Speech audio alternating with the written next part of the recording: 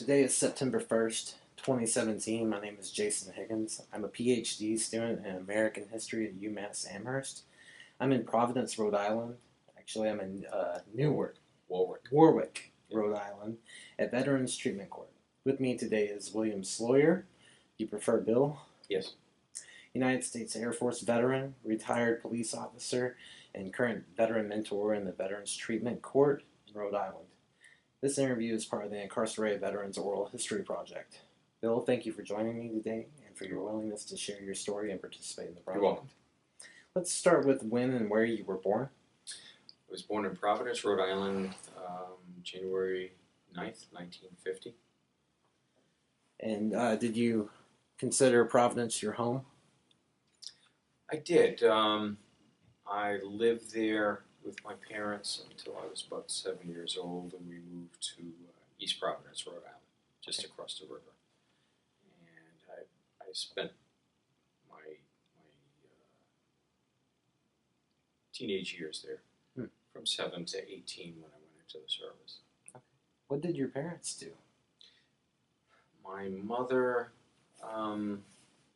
working class people. My mother worked odd jobs at a laundry and doing things like that.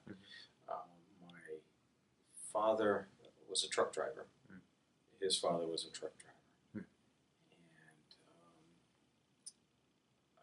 he worked two jobs. He would drive during the day for one company, and at night he had another part-time job driving a bread truck to Boston. We were talking about Boston, how difficult it was. So he stayed local mostly, or did he go national? No. His day job was driving a gasoline tanker for Texaco. Okay. So it was local. He had a local route delivering gasoline to gas stations. Okay. And at night he delivered bread to a bakery in Boston.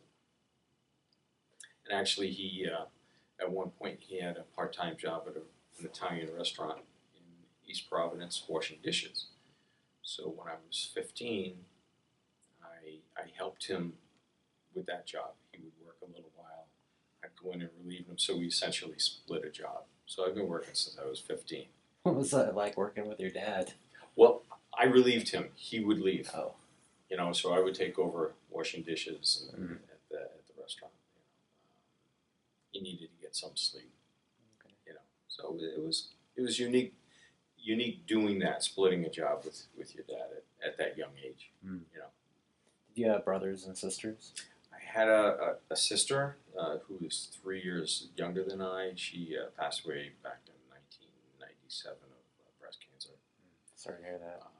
And she was my oldest sibling. A very small family. Okay.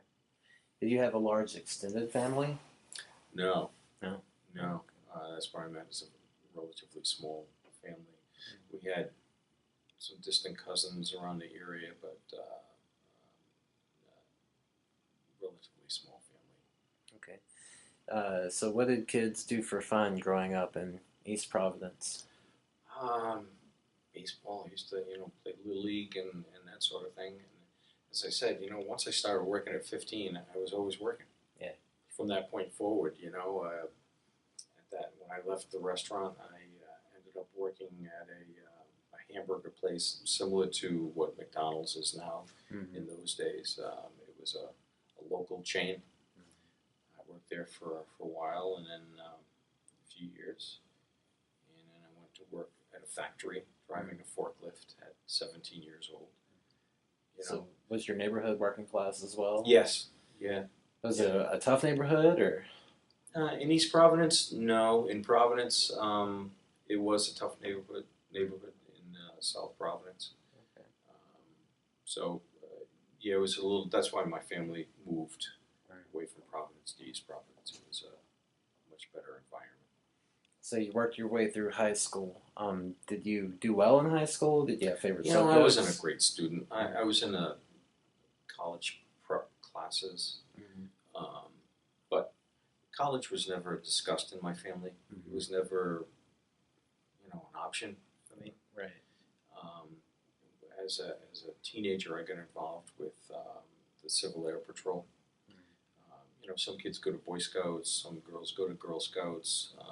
Civil Air Patrol was actually the Air Force Auxiliary, which is still in functioning today. And essentially, what you do as young kids, you get indoctrinated into flying and aerospace things and wearing rank and excuse me, taking tests, and so I enjoyed that. That kept me out of trouble. So between that and working and schoolwork, I managed to stay out of trouble. Plus, I played in a garage band with a bunch of friends, so I always kept busy. What kind of music? Well, it was '60s music. Rock or? Yeah. I played drums, so right I taught myself how to play drums, and so we had fun. We played one engagement at a place in Pawtucket, but it was fun. We just got together and you have any favorite bands that you like to cover? In those days, there weren't a lot. Mm. Monkeys with a group. Then it was around the Beatles time. Right. We didn't look like Beatles, sound like Beatles, so we tried to do the American bands at the time. It was fun. It was goofy stuff, but it kept us out of trouble. So the Air Auxiliary, is it the right? Civil Air Patrol. Civil Air Patrol. Was your intention to go into the Air Force then? Yes, as I was in that probably 4 years or so during my early teenage years. And the Civil Air Patrol, as I said, is the auxiliary of the Air Force, and their mission is search and rescue. Mm. So when you hear of planes missing in Arkansas, Civil Air Patrol pilots and ground crews, we would do ground searches and things like that. It was really cool, We get to fly, in these small Piper aircraft and go to events during the summer and marching drill teams, which I used to be involved with.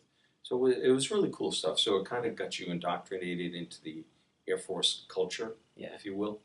Where did that interest come from? It just happened.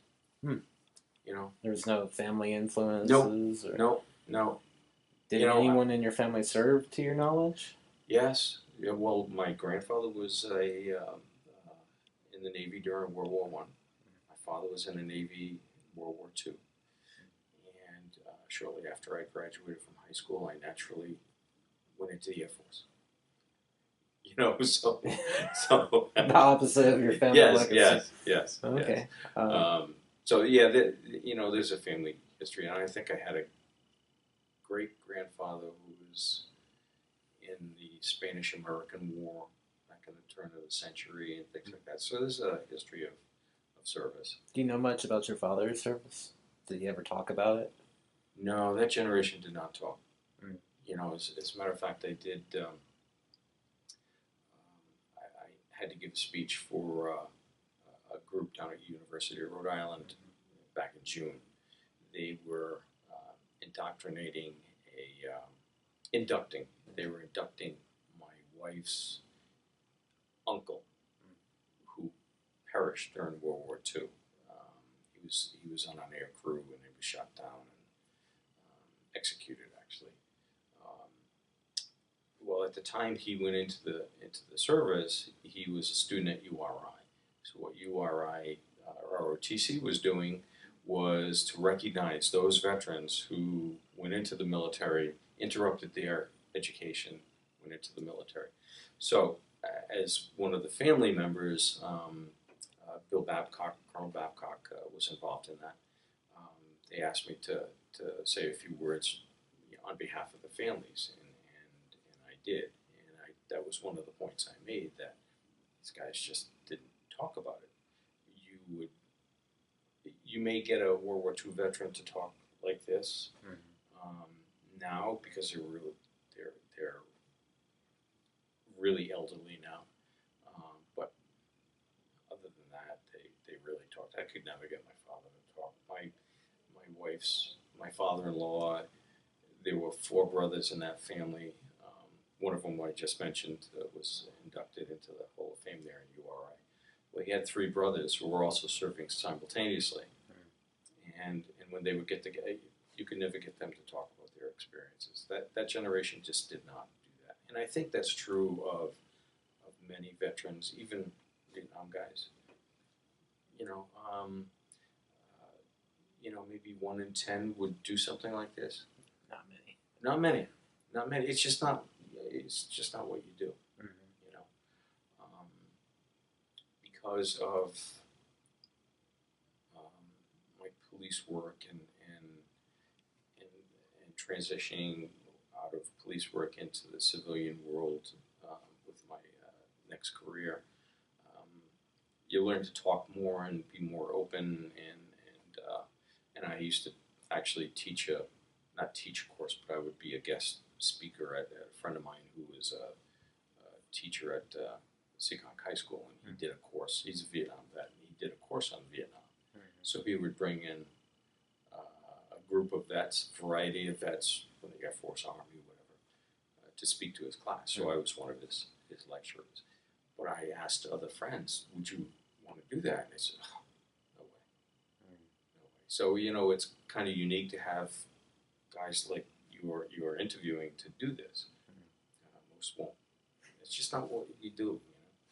Yeah, I've been turned down a lot more than I bet. I bet. And it's no disrespect. I know. It's just no, I can't really talk about it. It's taught me to be perseverant and that just ask. The worst that someone can say is no, I think. Yeah.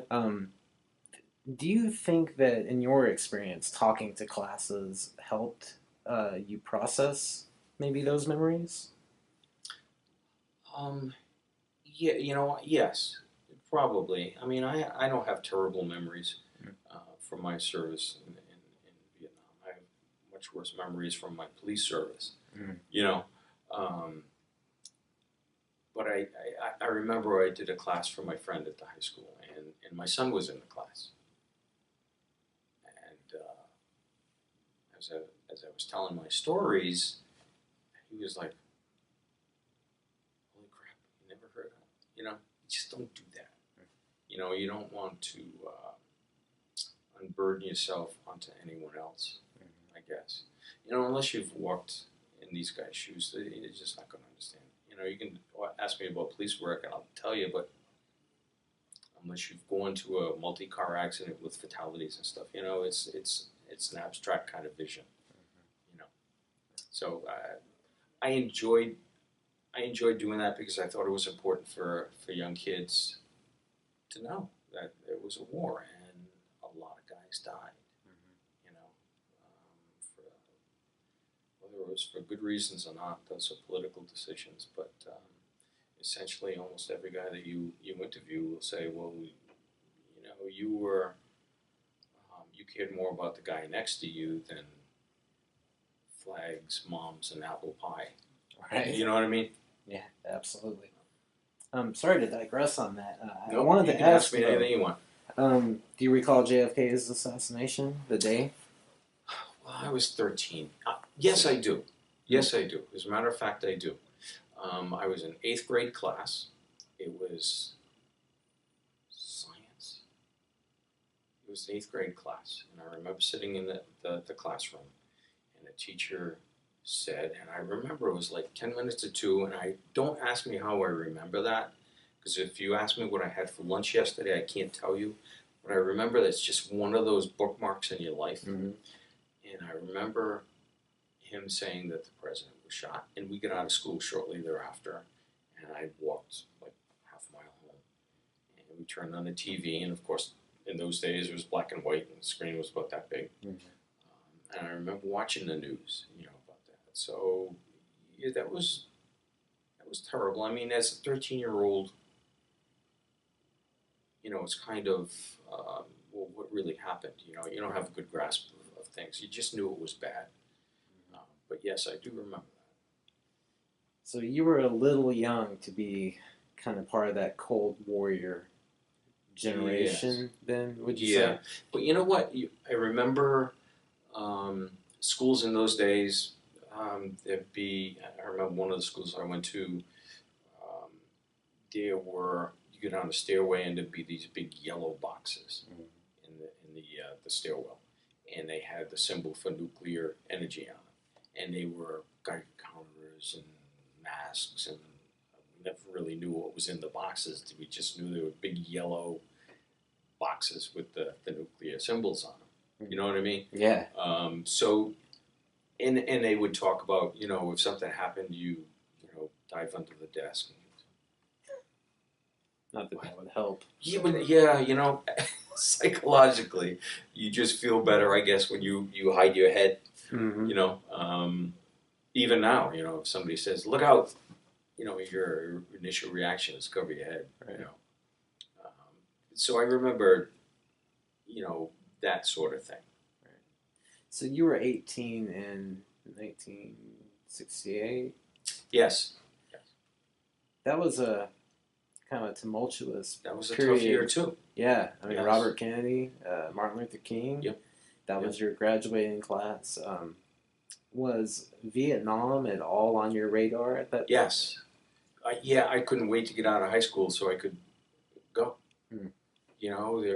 Guys were 68 was one of the top years there, and it was Ted when a lot of bad things happened. But yeah, that experience in Civil Air Patrol prepared me for the Air Force, so that's what I wanted to do.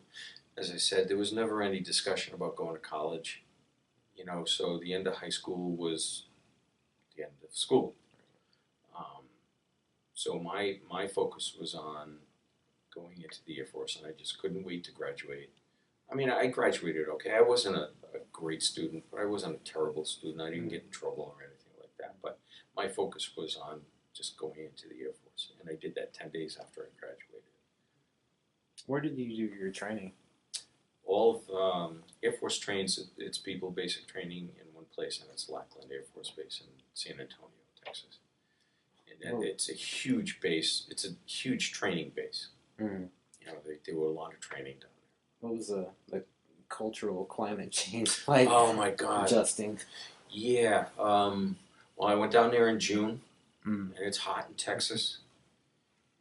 And I just remember it's funny. You have certain memories. I remember the jackrabbits have enormous ears, and you would see them out there and say, "Holy crap, they got some big ears." Yeah. When it's hot. And they used to have, at all the training areas, they would have flagpoles. And if the red flag was up, training is done for the day. That means that it was way too hot to train. And that didn't happen very often because they were in the middle of a war and they really needed guys trained quickly and out. So I spent 7 weeks basic training there. At the end of basic training, is when you got your assignments, and my assignment was security police, and I was devastated because I wanted to. In Civil Air Patrol, I did a lot of flying with, as a passenger, but I kind of wanted to do something related to air traffic control or something like that, and that was one of the fields that I qualified for, but they needed guys with rifles at that particular time, so, and I remember how devastatingly disappointed I was that I got that assignment. And one of the options in security police was, well, you have to go through the basic security police school. And at that time, it was not only the mission in Vietnam, but there was still the nuclear Cold War mission. Mm-hmm. And that was huge with the Air Force because Strategic Air Command was all nukes, bombers, missiles, and that's why the Air Force had such an emphasis on security police, and because we would do our own security. So we got that assignment, and one of the options was to either stay in security or go to K-9. So I opted to go to K-9. That's kind of cool. I like animals. Yeah. So that was a 9-week program, and still at Lackland. So basic training, security police training, and then sentry dog training, and they still Lackland is still one of the major canine training bases in the country. They trained they trained in those days, and now they train dog handlers for all the services. And so it was a huge program. It was really cool. You know, it was something different, and I enjoyed that. And I had volunteered for Vietnam. So when I was getting ready to graduate from sentry dog school, I had a shipment to Vietnam already. Well, it sounded like a really good thing at the beginning, but then you start thinking about, well, I don't know anything about what I'm doing. I just got out of training, now they're going to send me to Vietnam, you know, where it's serious business, you know. But unfortunately, or fortunately, however you look at it, when I was one day in training, my dog and I were going to hit the attack suit, release your dog, and there's a guy dressed up in a big padded suit. You may have seen him on TV. Well, once the dog hits, then you call him out, and he's supposed to come off. And if he doesn't, you have to go up and there's a procedure for grabbing him and pulling him off. Well, he wouldn't come off. When I went to get him off, he turned around and bit me on this arm, and down this arm, and then finally my hand was in his mouth, and he was just chomping away into that. I finally just clocked him in the head to let him make him let go, to encourage him to stop biting me, which I did, and he released. And no big deal. I went to the hospital. They cleaned me up and everything. But I think it was like 3 days later, over the weekend, I'm lying in bed, and I feel like I have a fever. I didn't feel good, you know, and I happened to, my arm hurt, my armpit hurt, and I looked, and it was literally a red line going up my arm, so I had blood poisoning. So I spent the next 10 days in an isolation ward in the hospital, and so that canceled my shipment to Vietnam, which was good. I was much more comfortable later on when I got deployed, because I had a year of experience, you know. So I was much more comfortable when that finally happened. So I guess the dog fight was a good thing. So you had a year to kind of prepare yourself mentally for it? Well, you did it, yes. You had a year of experience working with a dog. Right. You know, the whole thing with the dog team is the dog is very smart. The dog knows what it's doing. The dog handler holds the dumb end of the leash. It's up to us to figure out what the dog is telling you. You know, so that only comes with experience. You know what I mean? And training. That's when I ended up at Westover Air Force Base. And canine guys, we worked in all weather. Snow, rain, sleet. They're cold. Basically half the year in New England. It was a year. Yeah, exactly. Cold here. That's right. Well, I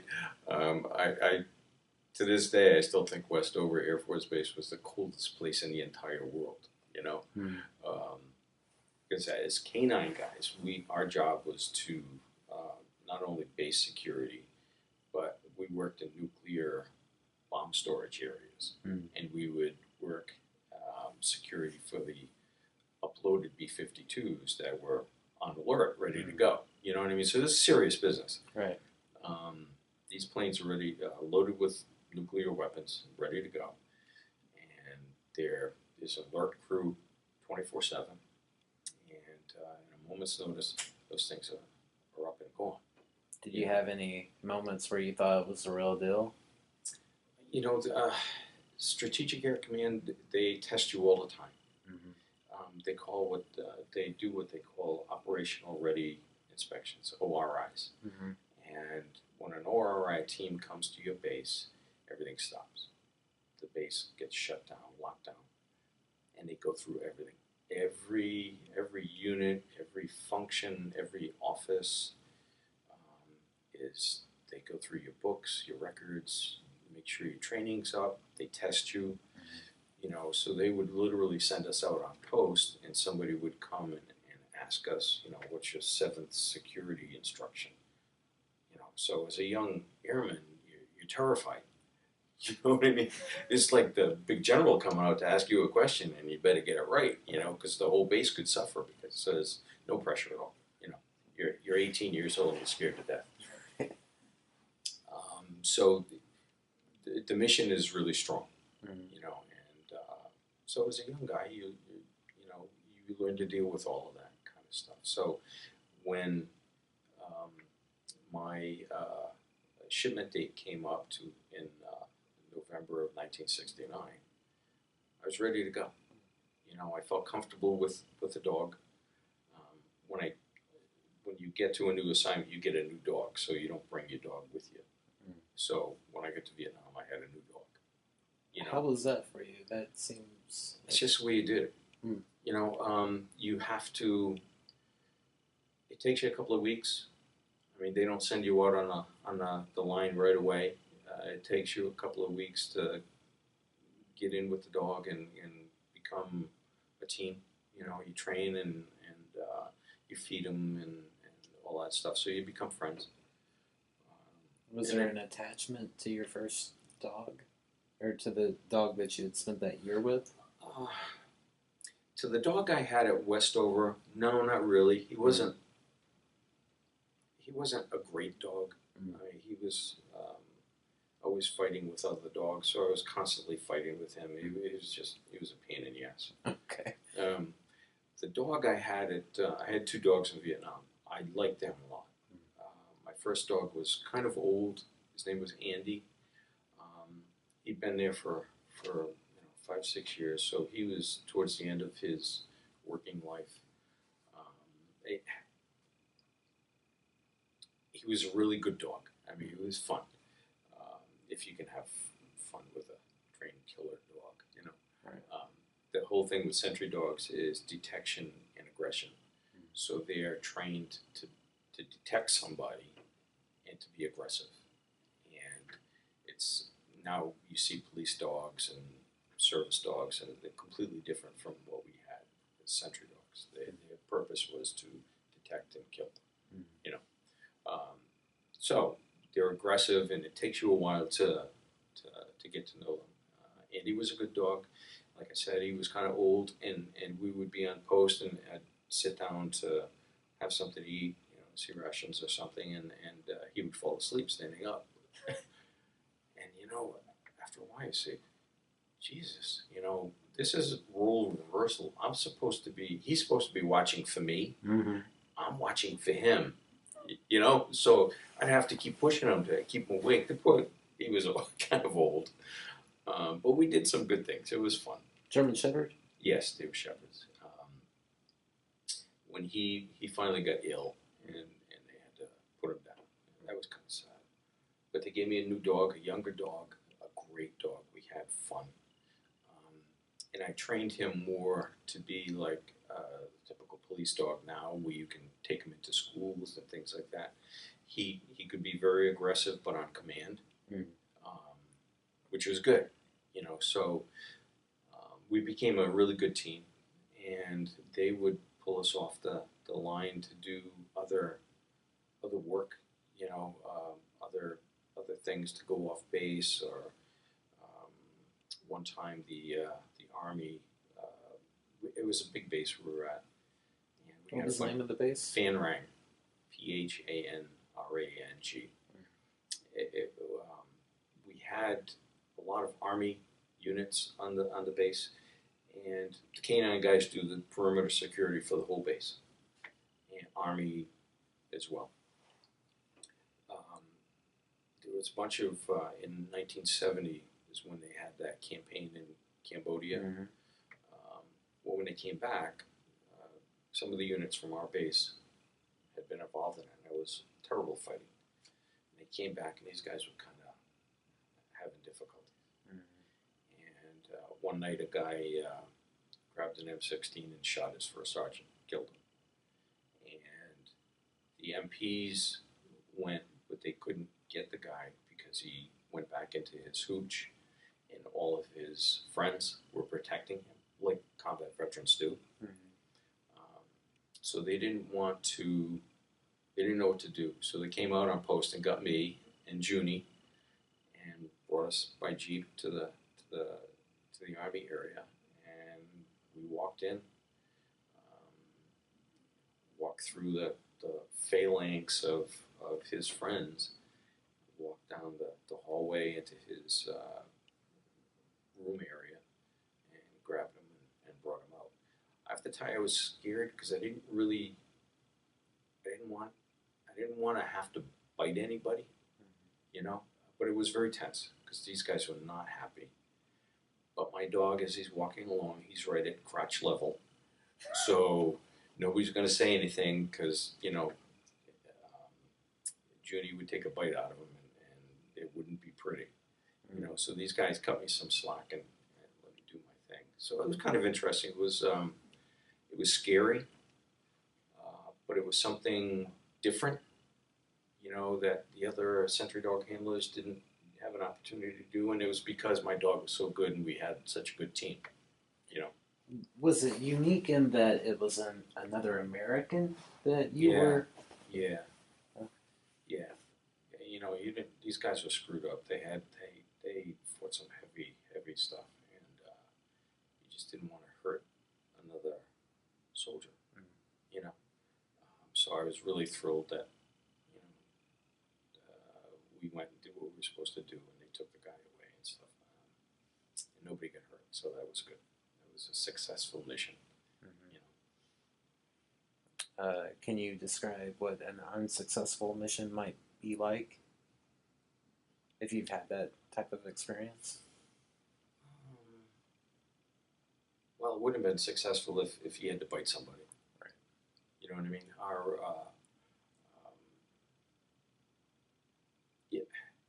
You wanted to kill the enemy. You didn't want to hurt a fellow soldier. Right. You know, that sounds like common sense, but that's true. You know, I had other opportunities out on the line. One night, my dog detected somebody walking behind us. Well, nobody's supposed to be behind us. And I went out to the road, and I saw a person coming towards me. Now, I had a couple of options. It's out there on a wire. I could have shot and killed him. Could have released my dog. Could have done nothing. I'm a 19-year-old kid. You know, now I have the power of life and death over people. And you know, in the Air Force, you don't get in a lot of firefights and things like that. So this is a huge deal. So I waited. I challenged him a few times. He kept coming, and it was Andy at the time. Andy jumped up on him and growled in his face, you know, with his paws on his chest. He stopped walking. He stopped coming towards me. He was a chaplain who had too much to drink. He was drunk. So I could have killed him, you know, and I would have been justified. So it's one of those times where you say, all right, that's a successful mission too. You know, it would have been successful no matter what I did. Right. You know, so must have been a highly resolved dog, experienced dog. I mean, I know you can't say he was older, but yes, restrained. Other dogs would have just ripped him up. You know what I mean? And you know, you're 19 years old, and you have that option of really hurting somebody justifiably. It's a weighty decision. You know, and you know, combat veterans would think, gosh, that's a big deal. But for an 18-year-old Air Force guy who just got to country, it's a big deal. You know. Well, let's step back then and talk about two questions, and one is how did you prepare for your departure? In that, you know, communicating to your family, or I couldn't wait to go. Right. You know, I came home frequently from Westover. We would work a 6 and 3 schedule. We would work 3 early shift nights, 3 late shift nights, and then have 3 days off because we never worked during the day. It's all night work. So on the 3 days, I would usually go home. You know, I didn't live that far away. You know, it's a drive from Rhode Island to Chicopee, Mass. About 90 miles or so. You know, my father, as I said, was a Navy veteran in World War II. Got into some stuff, and so you know, he knew. My mother was kind of distant, so the family issue wasn't an issue. How did you arrive? Was it on a commercial airplane? Yeah, you know, it's funny. When the first troops went to Vietnam, they went as a unit. Now you see guys going to Afghanistan. A unit goes. A unit gets deployed. In Vietnam, started off that way, but after that, you were essentially a single guy assigned to a unit. So, and I know that's been discussed by Army guys too. Once you had that, you lost that unit cohesion, Right. And then you had constant replacements. You know, you kind of lose that. A new guy has to get acclimated to the old ways, and you know. So as a single guy, you know, I got my orders. I went by myself.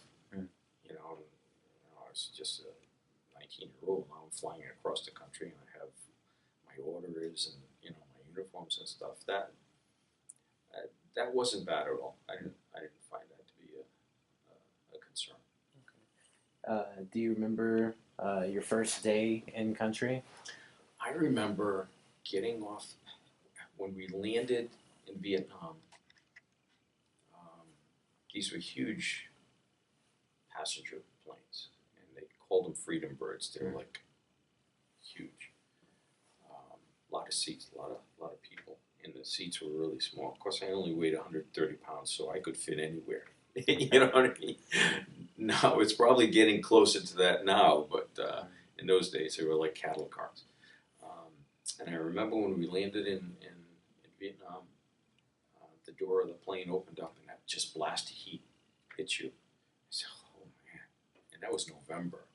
You know, I remember we were talking about that. We were talking together, a bunch of us, about that first breath of Vietnam heat.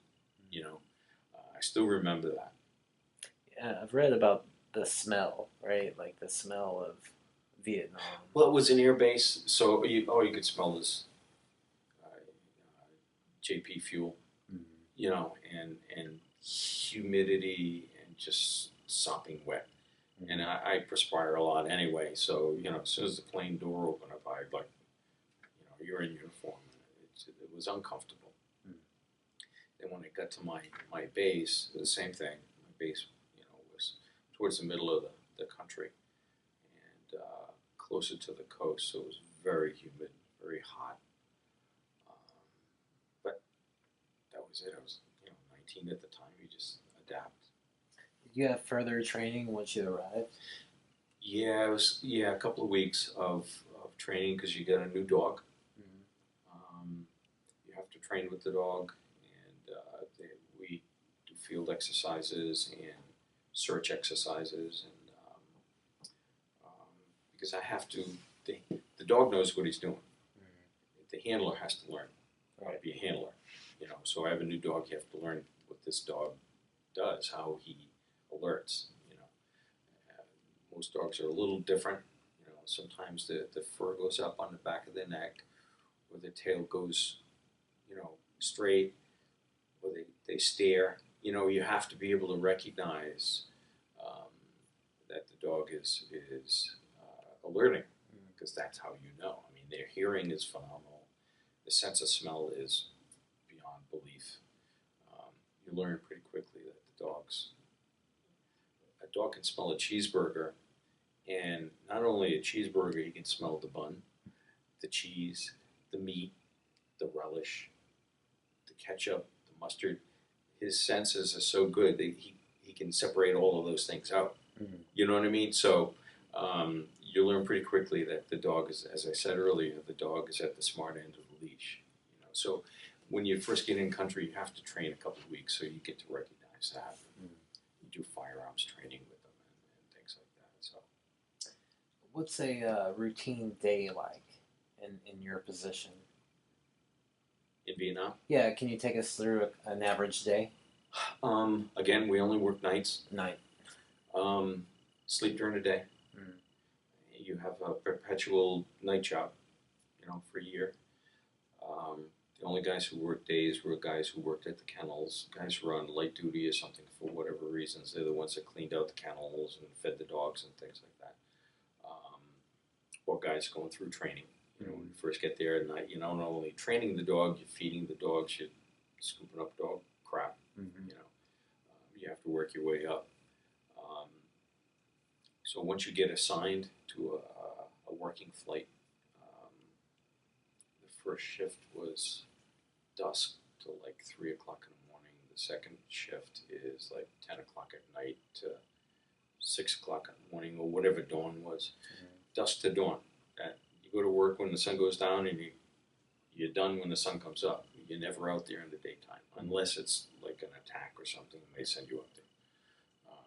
And I only worked a couple of shifts like that. Mm-hmm. So a typical day, you have chow, you go to work, pick up the dog, you go to the kennel. We had a big kennel. We had 100 dogs at my base. We get your assignments. They would post you. You're on post Delta 2 or whatever it is, so you know where you're going to work. You get your dog, get your equipment, get your guns, ammunition, stuff like. Well, we kept our ammunition. It's just the weapons we had to turn in. So we get those, and we load onto posting trucks. Sergeants drove the posting trucks along the fence line and drop off teams, in the area. And when I finally got promoted to sergeant towards the end of my stay there, I was a posting sergeant, so we get to drive the army trucks, which is cool, because my father would be proud that I'm driving this big ass diesel truck, Right. So at least to be proud about that anyway, Yeah.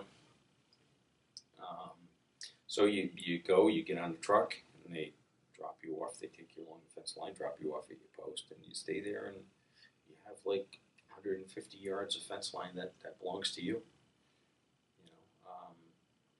Sporadically around the base, there are towers where regular security police, Air Force security police guys are, with M60 machine guns and things like that. Those are the observation posts, but down below it's just us. What do you carry? We're carrying a M16 Car 15, they call them. It was a lot of guys use them now. They're just a cut-down version of an M16 with expandable stock and a shorter muzzle. But essentially it was an M16 cut down. Because it was easier to handle with a dog. Because you have a dog leash in your left hand and a gun in the right hand. So you have to be able to handle both. What's the main thread? Is that sappers or? Yeah. Well, when I was there, it's funny, I kept notes. I found my notes just about it last year. I used to, on my locker in my cube, I had a list of when we were attacked and stuff like that. A couple of rockets every once in a while, mortars. We had two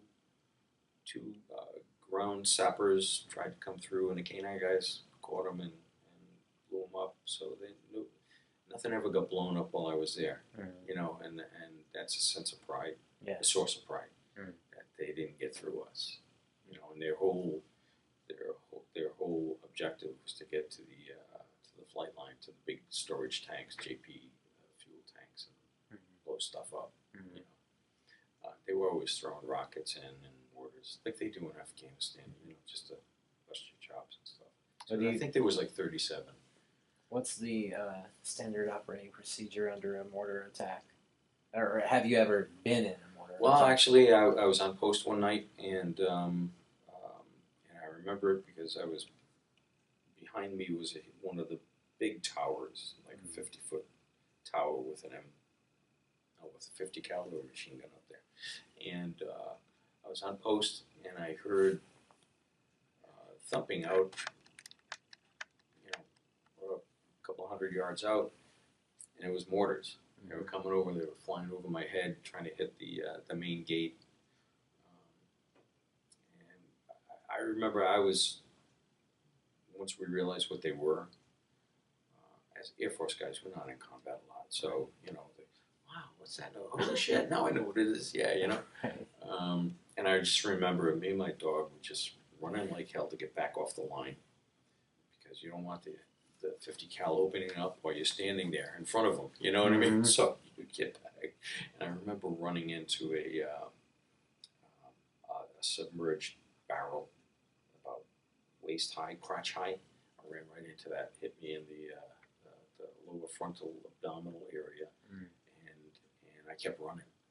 It wasn't until later that it really hurt, but it's funny what your body will do when you're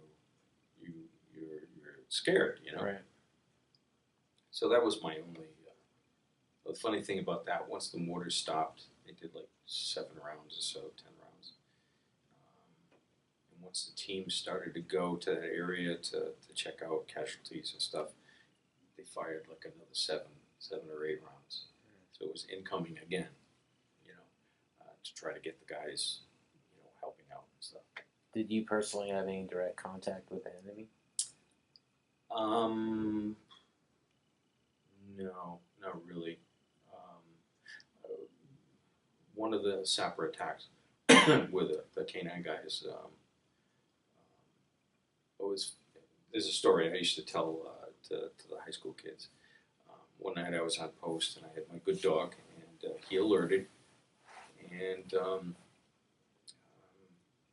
I followed him up to the fence and couldn't really see anything. You don't want to be that guy who calls in for a bunch of illumination and stuff if it's like a deer. Right. You know what I mean? So you don't want to be that guy and spend $100,000 just because the dog alerted on a mouse or something, So I wanted to be sure, and that particular post was right in front of the POL tanks, and there was a culvert that came in, a drainage pipe from the outer perimeter through the fence line, under the fence line, and there was a drainage ditch that led up to the POL tanks. And I just didn't feel good about it. And my dog dropped the alert, but I just didn't feel right. So I went and I was walking around the culvert and looking really closely, but it's hard because everything, when you have illumination up top, it creates shadows that move, so you have to be careful what you think you see. So I didn't call it in or anything, and nothing happened. So the next night or 2 nights later, right around that same area, there was a sapper team that came through. So I think they were there that night. I just didn't pull the trigger on it and catch them, and they must have disappeared. But they tried to come through like a day or 2 later, and the K9 guy who was working that time detected them in the fence, and they got shot and killed. But right after that, during that, when I was off that night. We were at the movie theater watching The Graduate, as a matter of fact. So they grabbed us, off-duty guys, and got our dogs, and they sent me out there. They sent me out. Again, it's one of those unique situations because I had a really good dog. They grabbed me and sent me out in the middle of the swamp with my dog, which was unheard of. You just don't send a dog in the swamp. Sent us out there as a listening post because they didn't know if any had gotten through. So to try to detect anybody that may have gotten through. And so I stayed out there till the daylight. And I was a little concerned about that, Nothing came of it. And I ended up on the team that brought the dead North Vietnamese guys. They were pretty big too. Brought them to the hospital. So that was the closest I got to seeing bodies in combat and stuff. Oh, the other time, we had a beach area off base, a couple of miles through the village, that was attacked one night, and they pulled me off the line and sent me out there in a armored personnel carrier, me and my dog, to go out there and do some sweeps around it, make sure there was none left in there. So that's the only time I really did something unique. That was a little disconcerting. And I remember sitting inside the armored vehicle, and there was a metal patch on the wall, like the size of the light switch there. I said, well, I asked the crew guy, I said, well, what's that? He said, well, that's where the RPG came through and blew up, and they just put a patch over it. I said, all right. That's when I moved to the top. I sat on top of the APC. After that, most guys will sit on top. That's why you see, guys sitting on top, because if the RPG comes through, it blows up inside, not outside. Right. So it was one of those unique things. It was, nothing came of it, but I remember I was scared. Be out there all by myself and my dog, and in an isolated area, with nobody as a backup. So there's a pucker factor there. Yeah. But again, that worked out fine. So. Were you exposed to Agent Orange? Yes, unknowingly. My base had, and it wasn't until later on, many years, 10 years ago, because Agent Orange was, well, that didn't happen. There's nothing wrong with that. It's only within the last 15 years that the VA said, yeah, okay, there's something bad about it. I've had friends with cancer from that. Well, it's Air Force planes that fly that stuff. And what I didn't know is they had a huge storage area of Agent Orange, and some of the planes that dispersed that were assigned to the base. We're K-9 guys. We work nights on the fence. We don't really know what else is going on in the base. What the missions are. We had F-100 fighter planes that were flying missions constantly, but we had 150 yards of space that we had to be concerned about. So, as I said, just a few years ago, I realized that I had been exposed to it, whether I knew it or not. I'm okay. A lot of guys are not. I'm lucky so far, but you never know how it's going to come out and if it, appears. Right. So it's a terrible thing. And then anytime I see, articles of soldiers being exposed to this stuff, any kind of stuff that's poisonous, that is, okay, well, war is war. But you have a responsibility to protect these guys if they're exposed to bad things. Just like being wounded. It's your job. It's our job to go out and do what we have to do. And if we get wounded, well, okay, we accept that. We know. But it's your job to take care of us. If you want other guys to sign up and go, you have to take care of them. And that's kind of a concern for a lot of us veterans now. Did you ever interact with civilian populations at all? In Vietnam? Yeah. A little bit. Each of our barracks, if you will, had Vietnamese women we call mama sans who would, do our laundry and clean up the place and things like that. So, we interacted with them a lot, but that pretty much it. Did you ever go on R&R? I did, to Thailand. Yeah, that was fun. It was fun. I'm not going to ask you to go into too many details. I'll just say it was fun. I drank a lot of beer. And I drank Singhai beer for the first time. It's Thai beer. And had mussels for the first time. And I really liked them. I had some the other night. They were awesome. A friend of mine also came a day after me, so we kind of hooked up at the same same hotel, and went out together and got drunk. And it was fun. It was was funny because I bought slides, tourist slides, like of the waterfalls and buildings and bridge on the River Kwai and all that stuff, and they were perfect pictures. So when I brought them home to show everybody, they said, "You didn't take these pictures." No, that's true, I didn't. So we had a good 5 days. Thailand, it was a beautiful place. How, on base or off base, if you ever had the opportunity, how did airmen unwind from their duties? We have airmen's clubs. I never really went to that. We had the BX that had like a cafeteria where you could get hamburgers and stuff like that. And movies, because you mentioned Movies, yeah, we had movies. There wasn't much to do, and you know what? We worked nights all the time. So when you had a day off, you slept, or you went to the beach. You know, we would do that periodically. As a matter of fact, when I was posting sergeant, I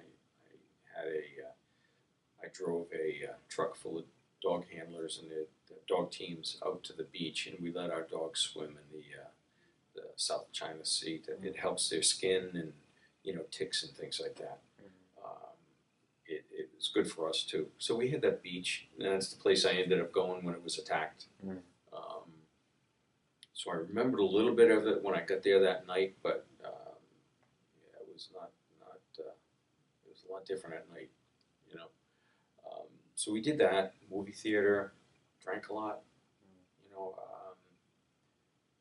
There's no restrictions on drinking. Everybody had a small refrigerator. You probably had one at college. With the microwave on top, a micro fridge. Yeah. Well, we didn't have microwaves in those days, but we had those little refrigerators, and they were always stuffed with beer. So you didn't have a lot of time off, so it's not like you had that 5-day R&R, and 1 day a week maybe you would have a day off, but you were so tired. In those days, we were working 6 and 1. So we worked every day pretty much. And pardon me if I'm jumping around. You can ask me. What were race relations like on base? Not great. I was there in '69, and in November of '69 to November of '70. Race relations were not great. Whites kind of tended to stay with whites, and blacks stayed with blacks, and you would meld when you were out on post if you had black guy or Jewish guy or Mormon guy, whatever. Once you put on once you grabbed your dog and went out on post, he's my friend to the right, he's my friend to the left. But after that, it was a separation, and groups of blacks would get together and groups of whites would get together. So it was tense at times. We never really experienced any fights or anything like that, but there was tension in the air.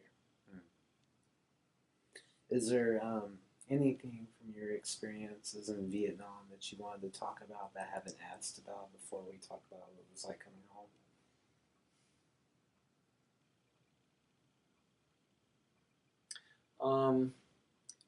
I would say that we didn't know much of what was going on back home.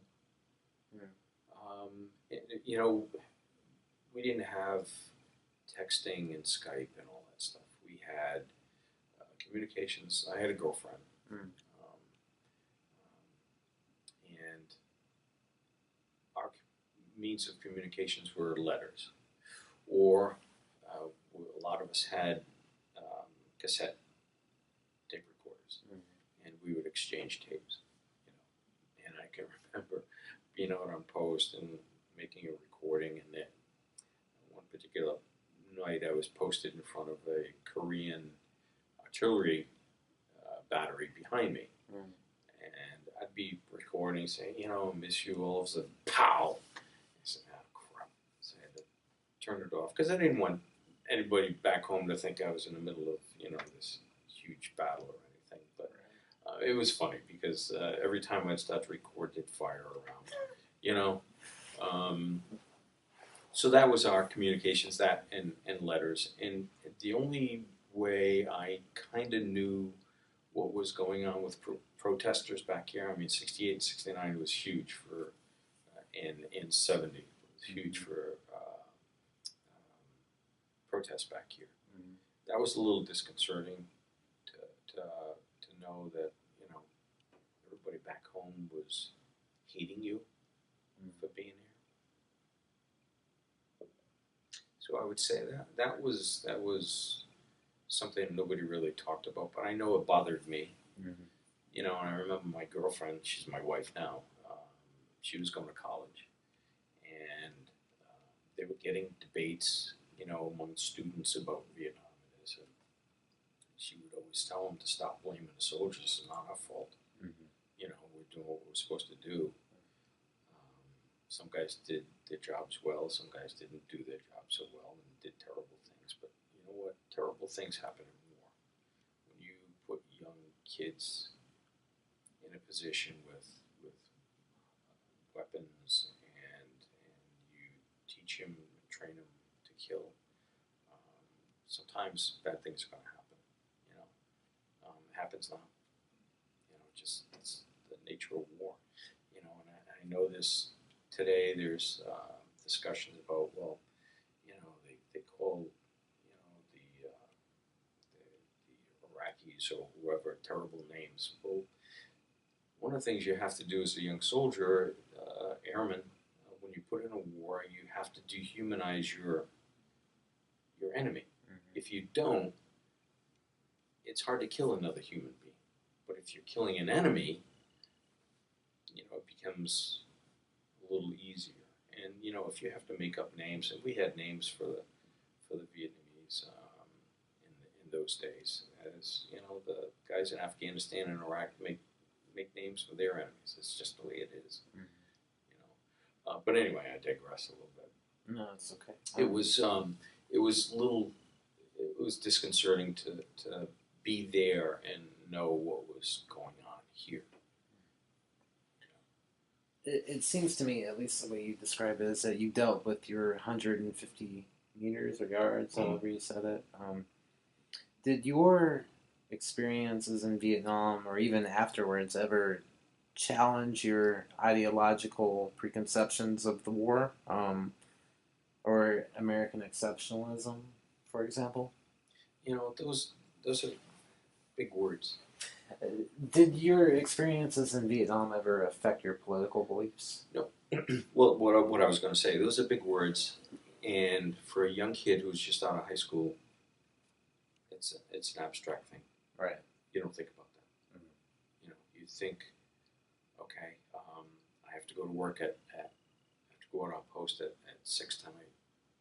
You know, I'm going to get up at 3. I'm going to go to bed, take a shower, get the ticks off me, go to bed.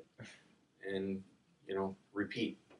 You know, so you're not thinking about, you're just a young kid, you're not thinking about politics or who's doing what to who or, you know, what's my, at 18, I wouldn't even know how to define ideology. Mm-hmm. You know what I mean? You're just a young kid, you're a high school kid. Yeah. You know, maybe guys who have been to college, who were officers, would have those, more intellectual discussions, but you know, I'm running around in dog shit. So, you know, I don't, you know what I mean? I don't care what's happening in Washington. I'm going to do my job for a year, right, and then decide if I want to stay or go home. Mm. You know. Did you identify with the military once you came back home? Yes, because I still, I had a 4-year commitment. And when I came back, I had a year and a half left, a little less than a year and a half. So I was still in the Air Force when I came back, as opposed to like guys now who are in National Guard. They get deployed, they come back, they do 2 weeks of decompression, you know, time at a base, and then they're driving on 195, you know, 2 weeks later. And I think that's what helped me when I came back. I still was tethered to the Air Force. Took my leave. I was stationed at Pease Air Force Base in New Hampshire, another SAC base. I couldn't get into K-9 at that time because they didn't have any openings, so I ended up, a friend of mine was in the administrative part of security police on the base, so he got me into law enforcement, which was, you had K-9, security, and law enforcement. And law enforcement guys were like the base police. So he got me into base police, and I loved it. I loved it. So that year and a half, and I talk about this a lot with people, I was still tethered to the Air Force, so I still had that support system. I still got paid. I had a place to live. I had food.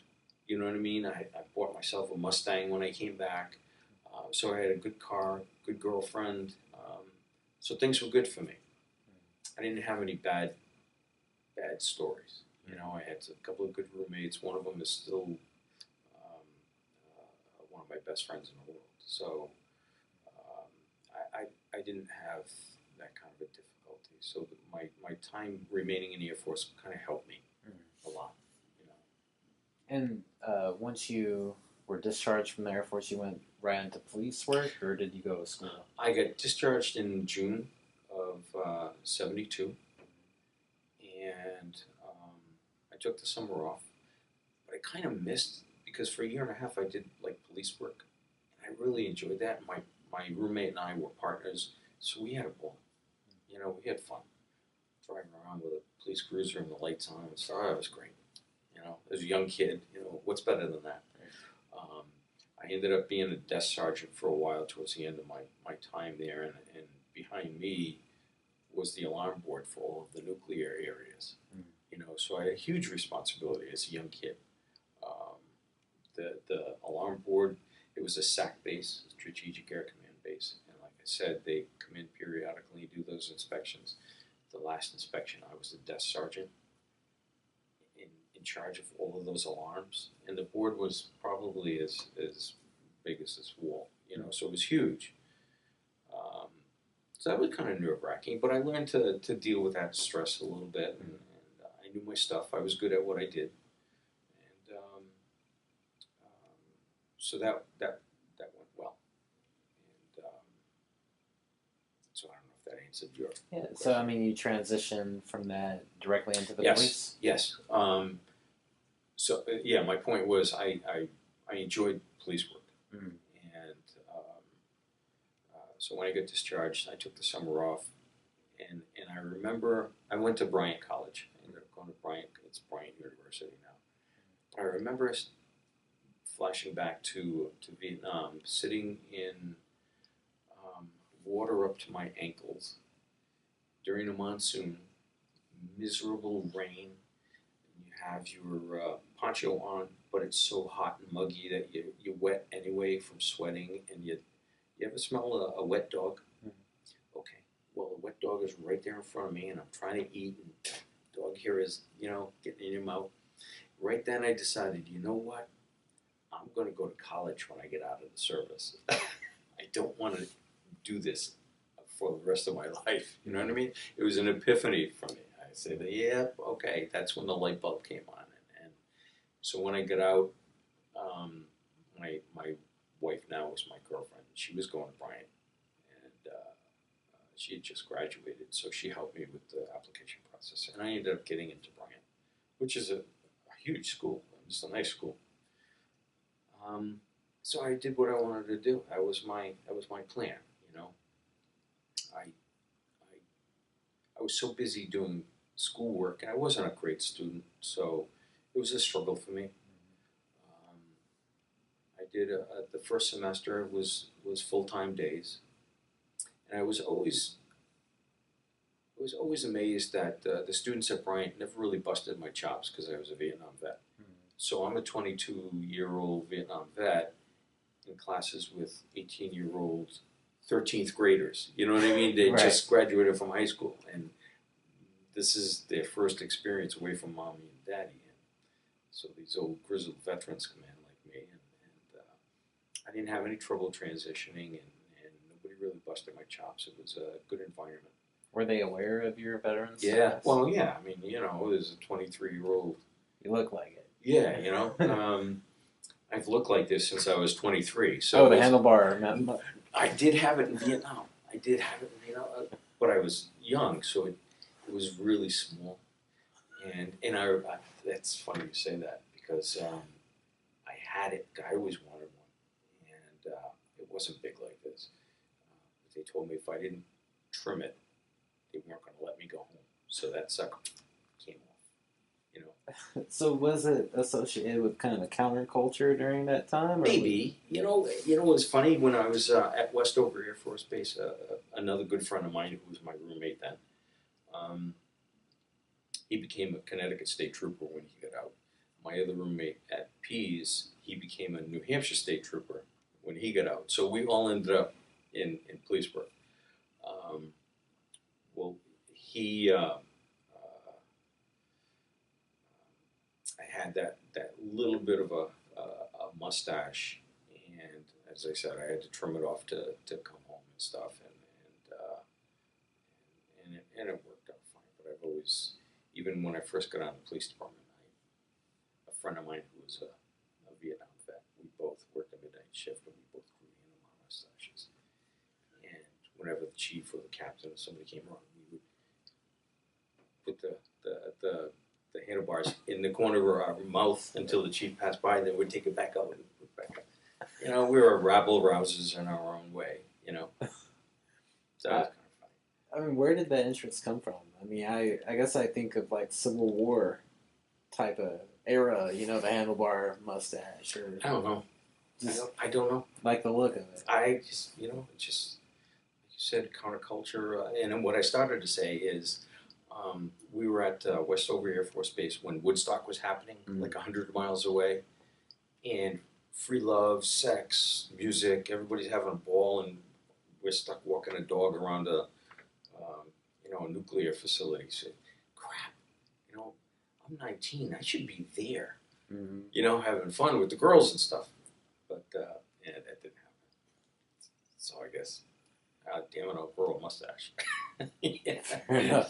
Fair enough. That's a good deal. Did you graduate from college? Well, I did the first semester full time at Bryant. Got decent grades, and which thrilled me because, like I said, I wasn't a good student. I wouldn't never been good at math, but I struggled through that.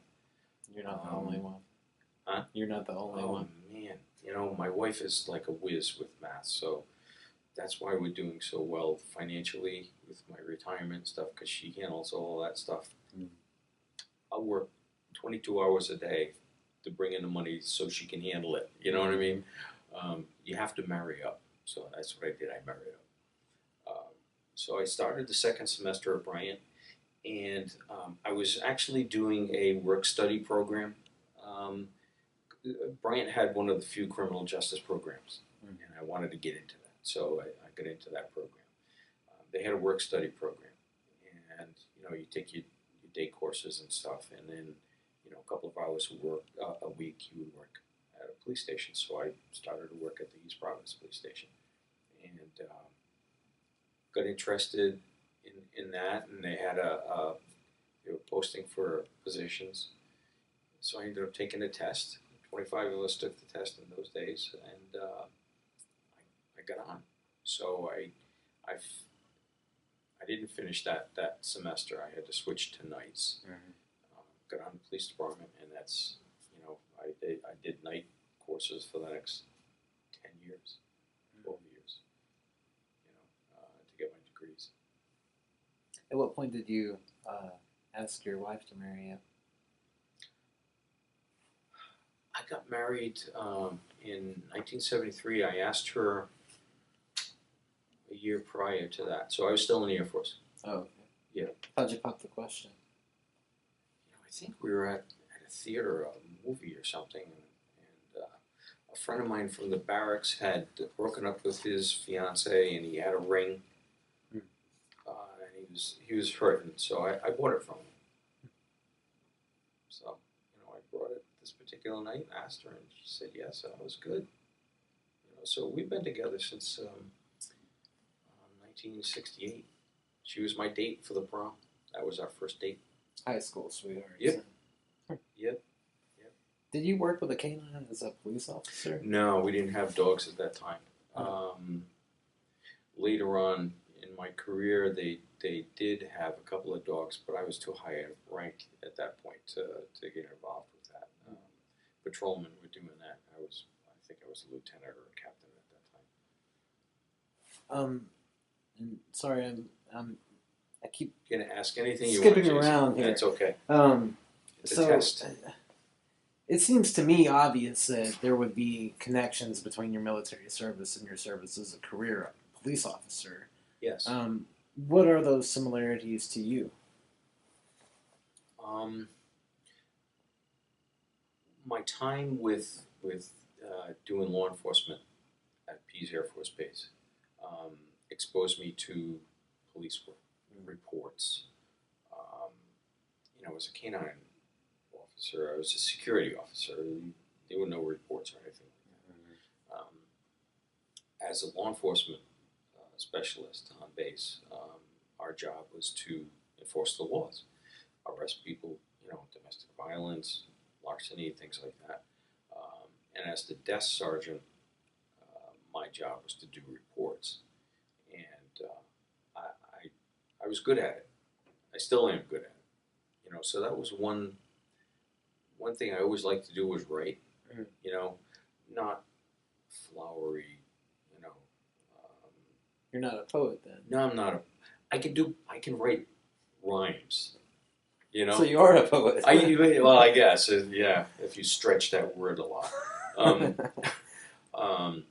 So one of my skills was writing reports, and I was very good at it. As I said, I still am.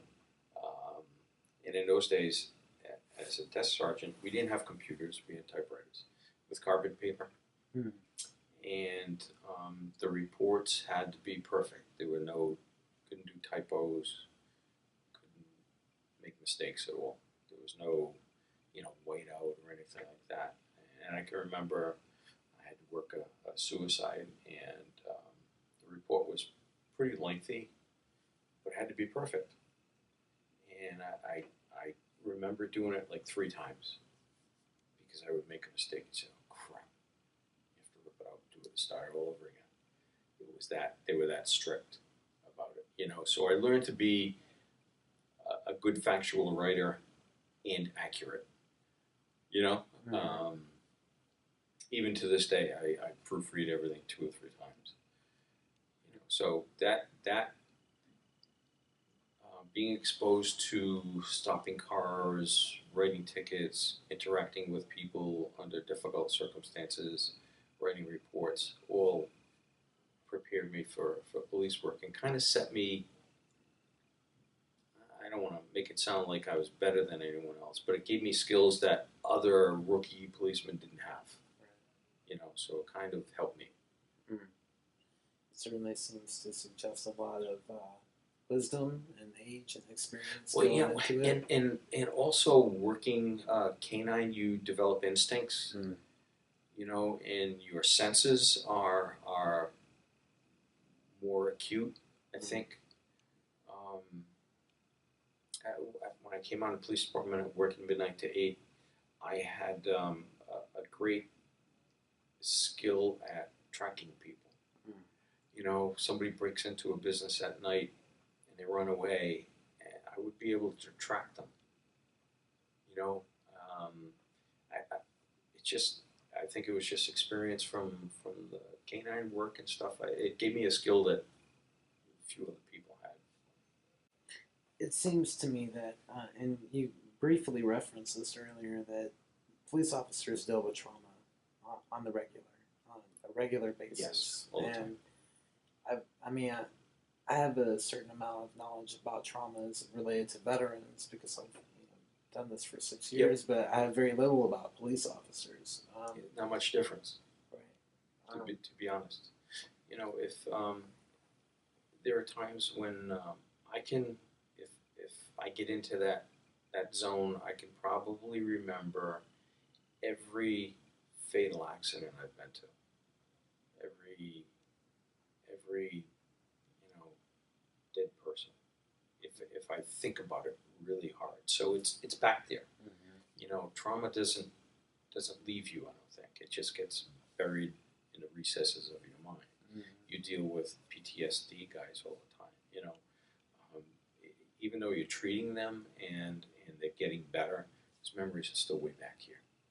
You never lose them. They just don't take over your life anymore. So those memories are here. You just don't think about them. Every once in a while they'll flash out. Can you recall any circumstances under which those traumas resurfaced in your own life and impacted your personal life?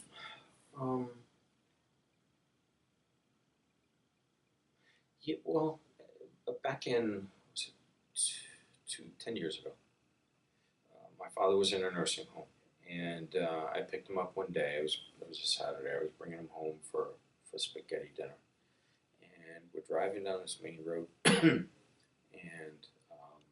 I looked up ahead, and I saw an accident happen right in front of me. I mean, a little distance up, but as we pulled up, it was still just happened. And so I pulled into the parking lot. My father was, "What's going on? What are you doing?" Well, the police officer takes over. I pulled in. I ran to the car, and I looked in the passenger window, and there was a woman who the impact was at her door.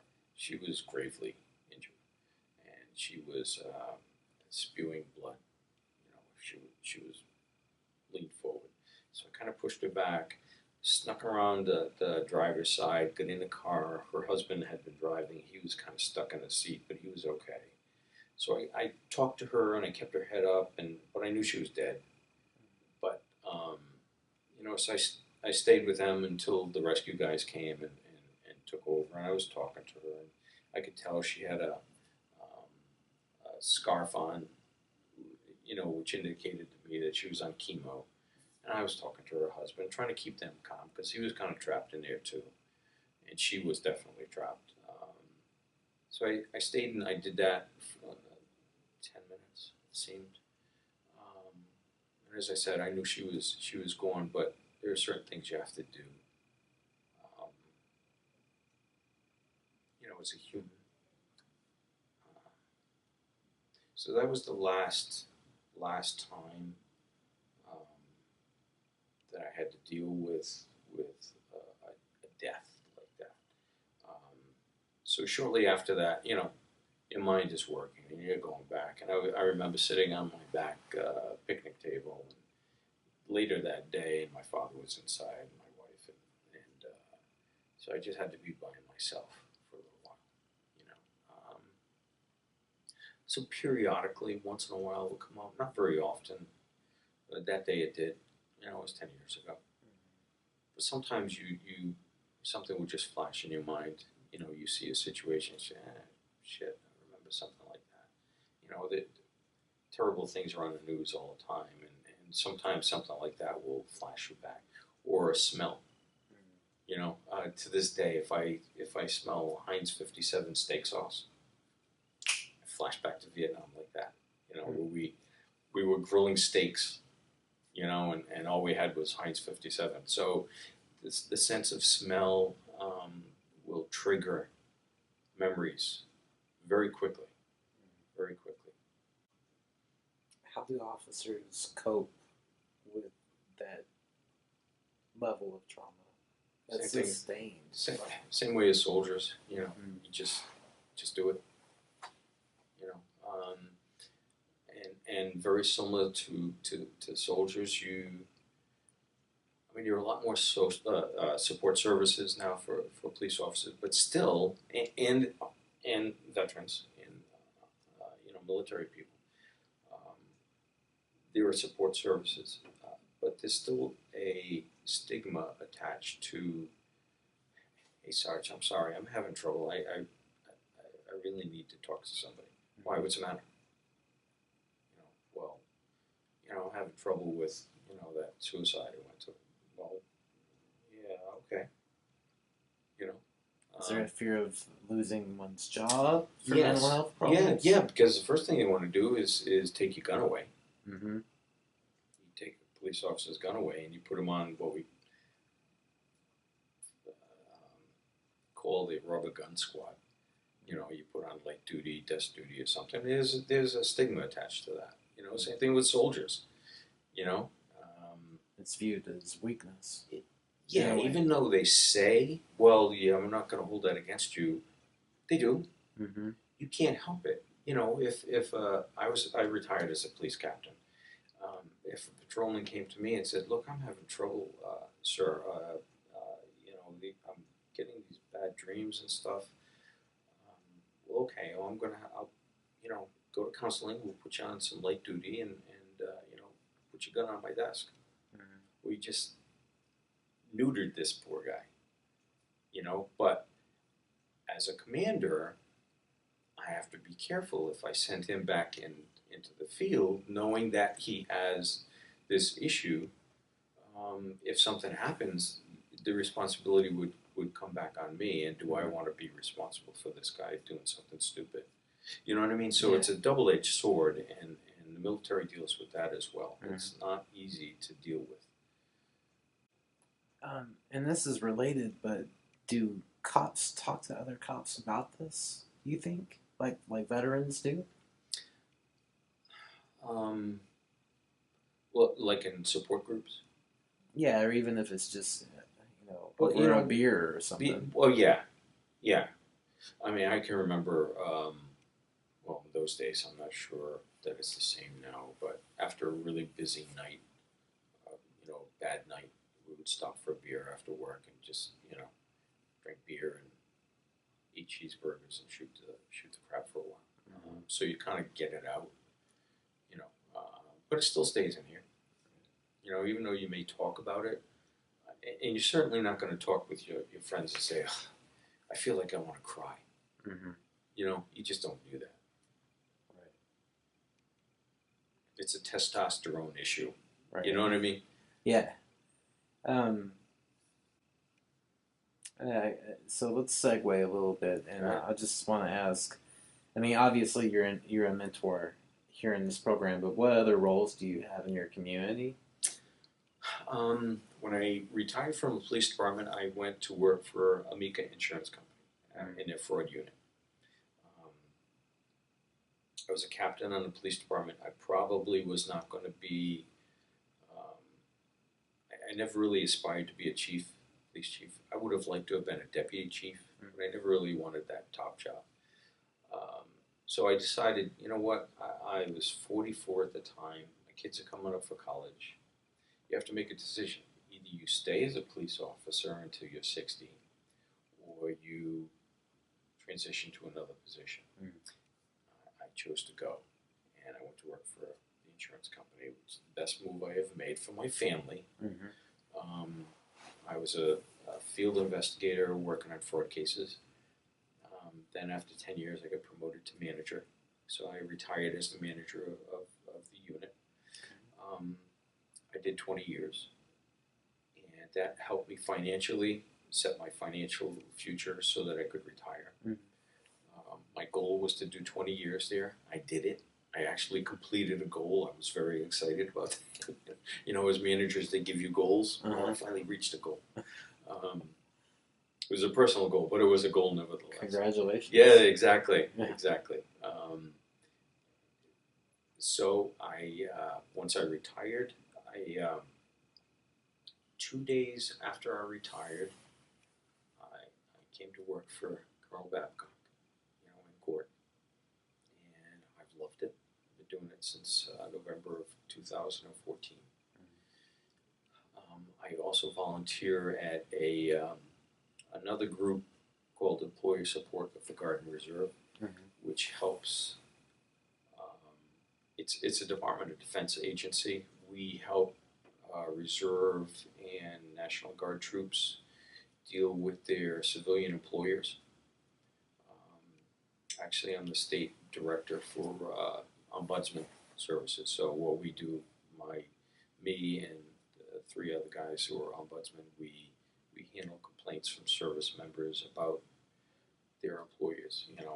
I need to go to training. Mm-hmm. He won't give me the time off. Well, there's a law that protects that. Okay?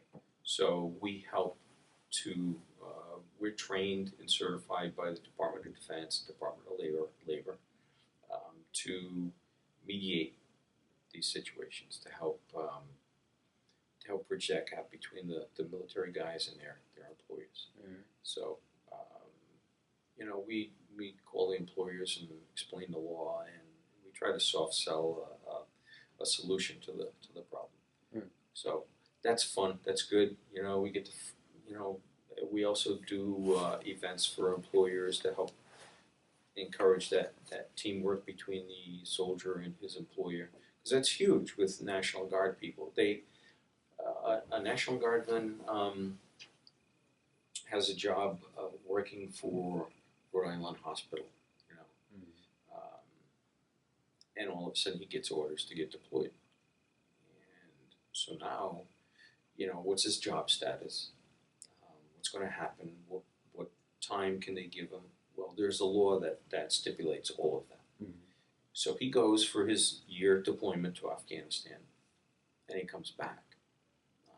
His job has to be there, protected, and there's certain other things about pension and medical and pay and seniority rights and rights to compete for promotions and things like that. Mm-hmm. So we help mediate those kind of disputes to make it nice again. That's great work. Yeah, it is satisfying, and it's been kind of quiet for us in the last year or so, which is a good thing, but there's going to be, now that they're sending more guys to Afghanistan, it's going to start all over again. Mm-hmm. And the trouble, like a Rhode Island hospital is not a big deal, but a small mom and pop plumbing business, they have 5 guys, and one of them's going to get deployed for a year. Well, that's 20% of their workers, Mm-hmm. So it's a hardship for them. Right. So, we try to also arrange events, flights on C-130s and Black Hawk helicopters for these people to kind of get them more in tune with the military, Mm-hmm. so that they know that their employee is not sitting, in a barrack somewhere smoking cigarettes, drinking, coffee all day. Mm-hmm. They're working hard. These kids work hard. Right. It's a lot different than it used to be. So that's satisfying. I do that. I also volunteer with my police department to help rewrite all their policies so that they can qualify for accreditation. So again, going back to my skills at writing, Mm-hmm. Factual writing. I worked on that for like 2.5 years. So that was tedious, but it was fun. It was boring work that the cops didn't have to do. I did it. I put in 700 hours to rewrite those policies. So I would probably regret at some point if I never asked this question to you. What are your thoughts on police reform and surveillance cameras and interrelations between African American communities? Well, as funny as I was going through the policies, I mean, these young officers today, at least up here, I don't know about Arkansas, I don't know about Texas, I can speak to around here. We're pretty strict with policies. Cameras are not popular around here yet. Providence is getting some. I think they're the first department in Rhode Island to get those. There are a lot of pro and con points to those, and I was just talking to my wife and my brother-in-law about that yesterday. One of the huge issues is storage of information. Mm-hmm. You get these cameras working 24/7. You have 100 guys. You know what I mean? The storage capacity has to be huge. It's a lot of data. Very expensive. Mm-hmm. Access to that information. Who gets access when? If there's an incident, Bill Sloyer gets in a fight with John Q. Citizen. Okay, well, that should be accessible. Mm-hmm. You know what I mean? Because there's something to that. But having access to all of the videos is a concern. You know, police officers are just normal people, and they're trained, highly trained sometimes, less trained. You go to some departments down south, and not to pick on the south, but education is not huge in some places, and training is not huge. Up here it is. So training guys to de-escalate situations is important, but it's expensive. Right. You know, if you're always going to have conflict. When a police officer shows up at a scene, he's going to be in charge. And if you challenge that, something inside him clicks and says, no, that's not how it's going to be, and so you have a conflict. You know, you call police when things get bad, when you need somebody to take control. Well, that's what we're trained to do. Some do it better than others. Some guys are terrible at it. You know, some guys would piss off a room full of priests just because they don't know how to talk to a room full of priests. You know what I mean? Yeah. That's a training issue. Right. But again, we're all personalities, and I think what you see on TV, some of the incidents are explainable. You know, I'll look at a videotape and I'll say, what is wrong with that guy? Put the gun away. You don't need to shoot people for stupid things. You know, we were trained in my day, if you pull your gun, you better be ready to use it. You know, I was talking to my brother-in-law about this the other night, and because, you know, he asked me some questions similar to that. I said, well, you know, I know many times where you pull your gun, and now what are you going to do with it? You know, if you're trying to, like, we were talking about the Baton Rouge officers who, two guys tackled that one guy, and they had him on the ground, and they said that he was reaching for a gun. So one officer pulled his gun, ended up shooting him like 3 times. Well, my question is, why did you pull your gun out? You have him under control.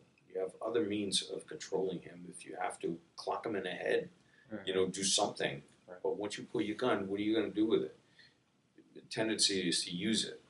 So you leave it in your holster until you actually have to use it. It's good, kind of old school practical advice that, you know, you hear among, like, I grew up in the South, right? So you hear that from older people, like, all the time. If you pull a gun, be ready to use it. Right? Yeah, you know, once you launch that bullet, you can't get it back. And you know, and going back to my Air Force experience and my police experience, you learn to escalate or de-escalate. You know, sometimes you have to pull your gun right away.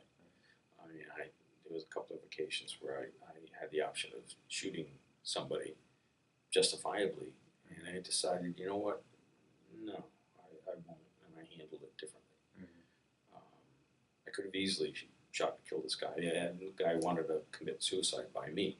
And I decided, and he had shot at people, so he was trying to reload his gun, and I was this close to him, and I ordered him to drop it, and he wouldn't, so I could have shot him if he moved, you know, and it was dark, there was nobody around, there were no cameras, I could have easily, you know, killed him.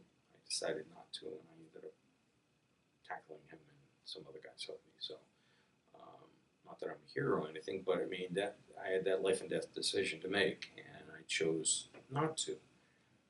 Other guys would have chosen to shoot him. Personal preference. You know, I was always taught that's the last resort. You know, if you can handle it another way, do it.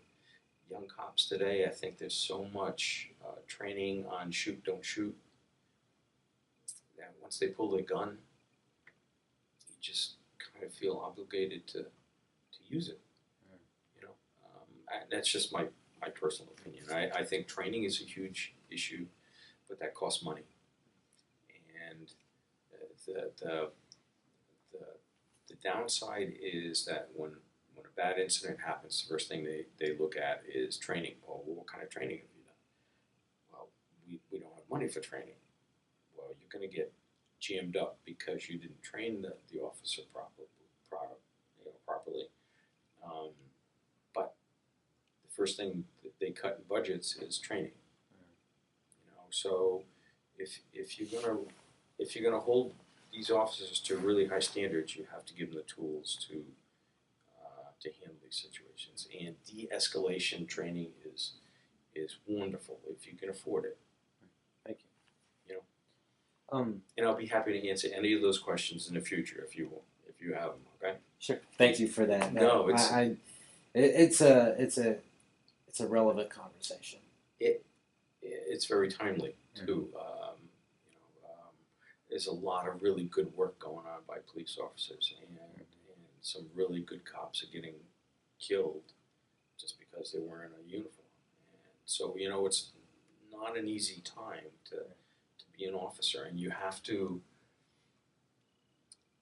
When you stop a car, you have to be prepared for the worst. You can hope for the best. You train for the best, but you hope things are turn out okay. People don't always understand that. Speaking of great work that's going on, the Veterans Treatment Court is it's a progressive reform to the criminal justice system, and you've worked with well, you're a military veteran and you're a police officer veteran, and now you're a mentor in this program.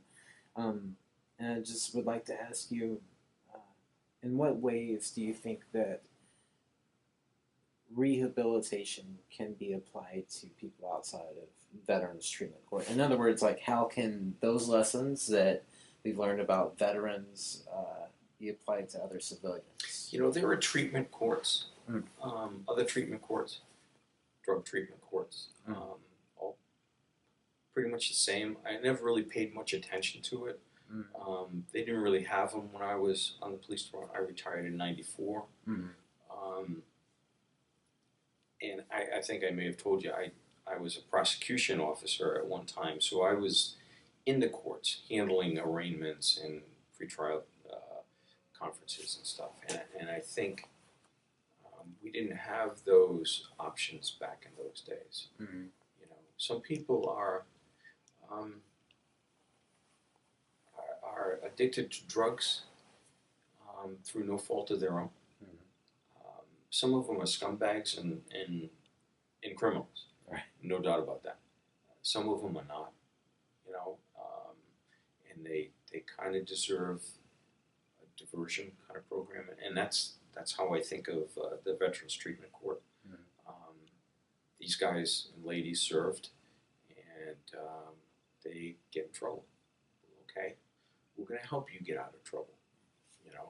We're going to make you an offer you can't refuse. Well, but actually, you can refuse. Let's pause for a minute. Okay. All right, so picking back up. How many mentees do you have currently? Right now, one, and I introduced myself to another guy today, a new one. Whether he opts to get into the program or not is up to him. At one point last year, I had 5. 5. Yeah. What qualities or characteristics do you think mark a successful graduate of the program or mentee? You know what? You can sometimes tell when a person goes before the judge and just their attitude, whether they're going to be receptive to. This is a tough program to go through. I tell people that. The thought is, well, this is kumbaya court, and everybody, we sit around campfires and talk, sing songs and stuff. No, these guys go through a year of counseling and stuff, and their feet are held to the fire. It's not easy. So if they graduate, they've done really well, and that's our job as mentors to help them through it, So I think their attitude has to be conducive to accepting help and recognizing that they're in a bad place and they need to better themselves. Sometimes these guys can get the same result by going through the regular judicial system, prosecutorial system, but coming through here, they're getting counseling, they're getting everything they need to make them better again. You know, some of these poor kids have seen an awful lot of stuff. That one girl I was talking to, Heather, today, she's not a mentee. I've seen her in court many times. She's just got a great attitude. She's got 2 prosthetics. She's got missing fingers. But she's a sweetheart. She is just a person you want to help, you know? So I when I was coming into court, I saw her standing there, and I just walked up to her and just started a conversation just to talk to her. And when she was leaving, that's when I gave her my card, and I said, look, I'm not your mentor, but if you need anything, you give me a call. It's just some people you want to help, you know? And I've seen a couple of people like that I just introduced myself to and took them under my wing, if you will, just to help them. You just want to help them. You know they've been in a bad place, and they're trying like hell, and some people just need that boost, you know, over the wall. And so, where do you think that desire to help comes from? I don't know. You know, maybe my police experience.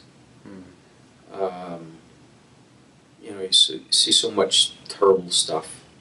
One of the best assignments I had was doing a drug program in the schools. It was DARE, Drug Abuse Resistance Education. Did that for a couple of years. I love that because it was a positive thing. You know, it was, you know, are you going to prevent a 10-year-old kid from getting into drugs when he's 27? No. You know, but if you can delay it until he's 27, that's a good thing. That's a success.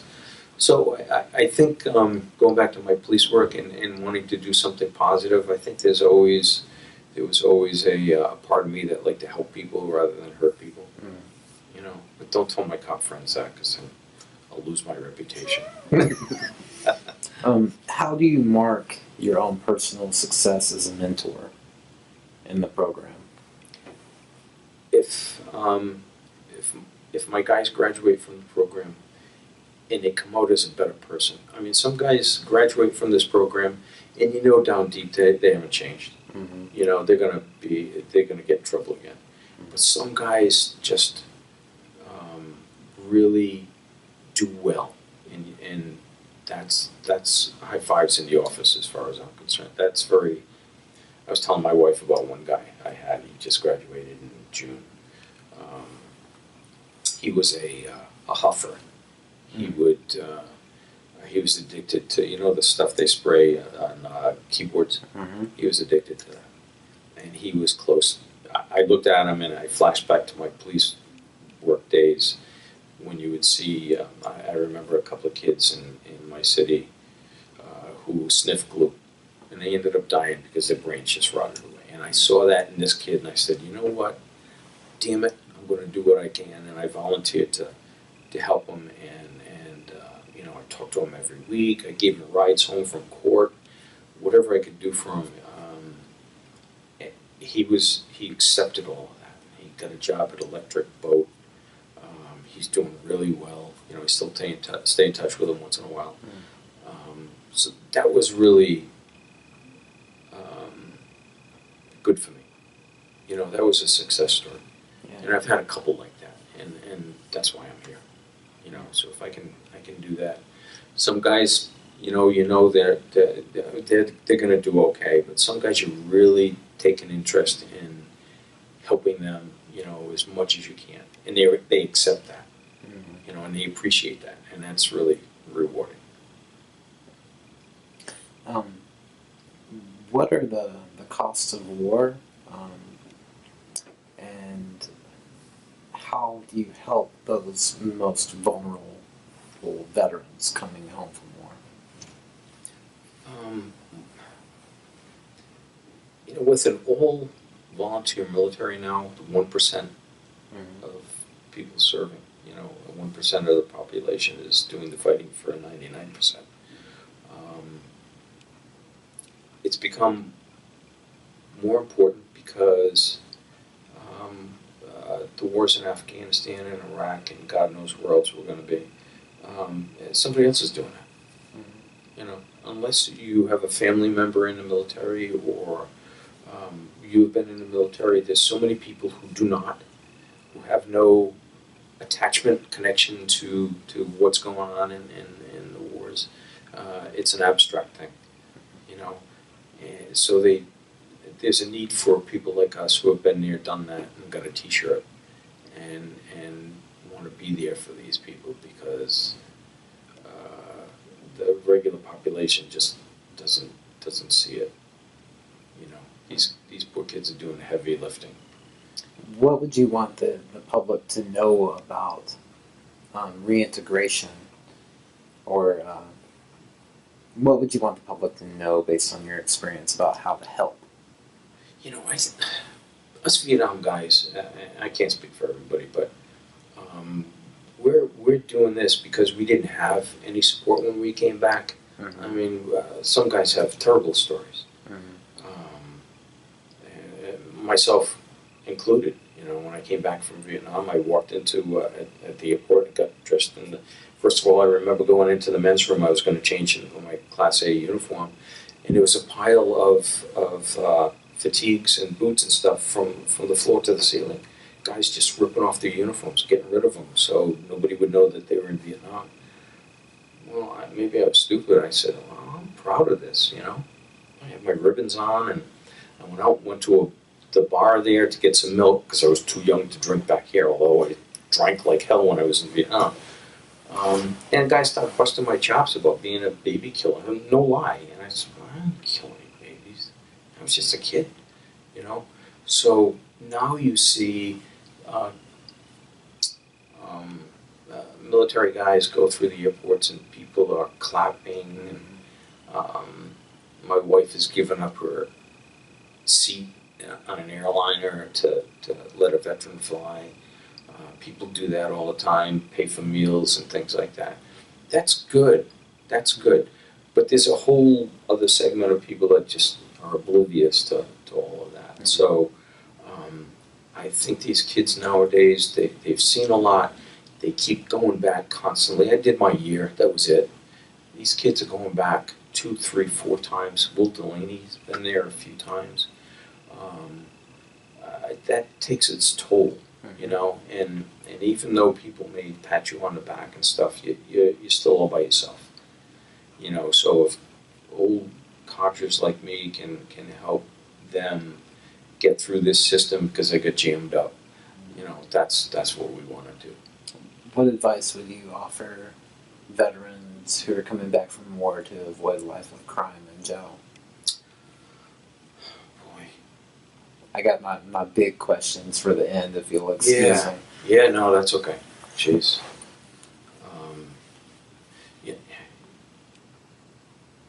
You need support. You need. I think a lot of times guys come back and they go into a funk. I resisted that. I wanted to go to college so badly. The kids who have been successful in this program are ones who overcame that depression and funk and realized they have an opportunity. So I would just say, do something. Go to college. They're paying for your school. Go to school. Go to a tech school. I mean, they'll send you to electrician school and stuff like that. We need people like that to fix cars who make a lot of money. You don't have to be a college professor or a Ph.D., but the college isn't for everybody, but there's something for everybody, so do something. Don't just sit around the house, smoke cigarettes, and drink beer all day because you're not going to do well, and idle time is not good. You have to step up and take responsibility a little bit yourself, you know. And there's a lot of support now than there was, a lot more now than there used to be. But still, it could be more, you know. I ask this question to every veteran, and it's two parts, so you can take whichever part you want first. What are the greatest and the worst aspects of humanity that you've witnessed or experienced? The greatest, I think, is people helping people. You're seeing in Texas. That's awesome. That happens all the time. Doesn't always make it into you know, the news media, because a lot of times the media will accentuate the negative. But this is awesome. You know, this is really cool. One of the best times in my police career was we had a blizzard here in Rhode Island where everything stopped for a week, literally. The highways were snowed over, nothing was moving. They had to fly in equipment to clear the highways and stuff. And as a policeman, it was challenging, but it was fun because we were delivering insulin to people. We were helping people get to hospitals. We were transporting people to hospital. It was a very positive thing. East Providence, we had a kidney dialysis center, one of only 2 in the state. So we had to establish a landing zone for National Guard helicopters to bring in patients. We'd transport them up, you know, in ambulances and stuff. I got to, you know, I got attached to an elderly woman who had a heart attack, and we had a clinic right next to the landing zone. So she was in there with the firemen, and they were trying to, you know, help her, and she was coherent, and I was talking to her about the handsome firemen and stuff, and I remember this. Well, she had to be transported to the hospital, so I rode with her in the helicopter to the hospital. She ended up dying later, but that was something human that I could do, you know. And I think there's a lot of positive things that go on. People do a lot of positive things without recognition, without being face on the news, without pats on the back. A lot of that goes on. And when bad things happen, those kind of traits come out of many people. There's always a certain percentage that needs to be on an island in the middle of the Pacific all by themselves so they could kill each other. You know, but that's a very small percentage. The downside is when you see situations like what's happening in Texas, you're going to see people come out of the woodwork to take advantage of these victims. And I used to deal with that in the fraud unit. You know, I'll fix your roof, just give me $5,000 and I'll be back tomorrow and we'll fix your roof, and then he'd never show up. So there's a certain percentage of real scumbags that just take advantage of people when they're at their most vulnerable. I don't have any patience for people like that. They need to go to jail. And just for clarification for our listeners, that's Hurricane Harvey that you referred Yes, Hurricane Harvey, yes. Thank you. Yeah. Do you have children? You do. I have a son who's 38. He works for an insurance company in the training department, doing very well. It's a baby on the way in November. First Has 2 grandchild? children. I'm sorry? First grandchild? No. He has 2 young children from a previous marriage, 8 and 5. And I have a granddaughter down in South Carolina who just turned 6. My daughter is down there. That's her daughter. She's 32, 33 now. Those are my 2 children. She's a civil engineer. She's doing very well. She's really smart. She's like my wife. You know, she inherited her skills from my wife. My son is a trainer and talks to people and likes to write, so he kind of inherited my side of the genes, unfortunately, you know, fam. Do you have any words of wisdom about you know, raising children and grandchildren or anything like that? You know, I think setting a good example. The role of a parent and a grandparent are different and sometimes diametrically opposed, because grandparents, it's our job to spoil kids and give them what they want and have fun, and parents have to be strict and bring them up. Somewhere in the middle is a good relationship. Setting a good example, paying attention to your kids. I still regret being a policeman and working nights, and I didn't. My wife at the time was good friends with a friend of mine, a partner on the job. So the two police wives would always get together with the kids, and they would, do things while he and I are sleeping, because we were working nights. So I think setting a good example, pay attention to kids, give them time whenever you can, is important, and love them, and tell them that you love them. My parents never told me that. My parents, even though I ended up as a captain in the police department with a master's degree, my parents never said they were proud of me. So I'm not traumatized by that, but it made me recognize my kids, right. And tell them I love them, and that I'm proud of him because he passed the test the other day, or my daughter's got a great job and she's really smart and she's balancing being a single mom, and I'm proud of them for that, and I tell them, Before I ask my final question, is there anything throughout this interview that you wanted to talk about that I didn't ask or you didn't have a chance to talk about? No, not really. You know what? You and I will both go back and start thinking about this, and we'll come up with 20 questions. Mm-hmm. You know what I mean? That's just the way it is. You'll have it, and if there's something you want to delve into a little bit more carefully, thoroughly, I'll help you out. I think it's great what you're doing. I think this is a great topic. I'm sure not many people have written about it. So you're kind of blazing a new trail. And we're kind of doing that here, with this treatment court. This is a really good program. And, the program itself started in Buffalo, New York. I'm sure you know this, the history to it. But this one, we went, a couple of us went to, Will and I and another guy, and Mike Pickering went to a certification course last year, right around this time. And, so we met mentors from around Massachusetts and stuff, and our program's pretty good. We're doing pretty good. And Colonel Babcock's got a good group of guys. I'm very proud of these guys, and I'm proud of being part of it. The judge is awesome. She is great. I think it's great work that you guys do, and I'm just learning from you guys. Yeah. I'm not trailblazing. I'm just paying attention. Well, you know what? Asking the good questions. So, and we're here to help you. I think, as I said, not to blow smoke. I think this is great.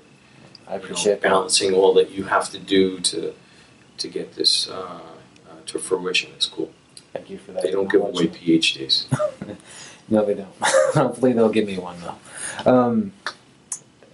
When history is written, how do you want to be remembered?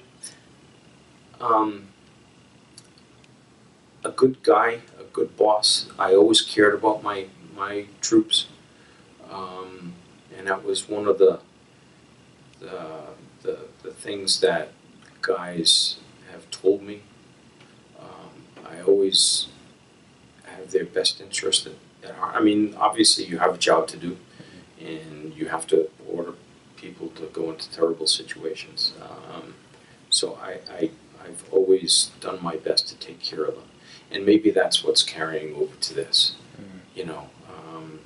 These kids have all defended our country and on my behalf. So if I can help them through this, I'm taking care of my troops. Well, I would like to thank you not only for your military service, but to your service to humanity, and for teaching me about your world, and for sharing your story. Okay. Oh, my pleasure. Like I said, if you have anything else, I'll be happy to help you out. I'll proofread your dissertation too if you want. Thank you. Well, that goes to the teaching part of it that we didn't really talk about.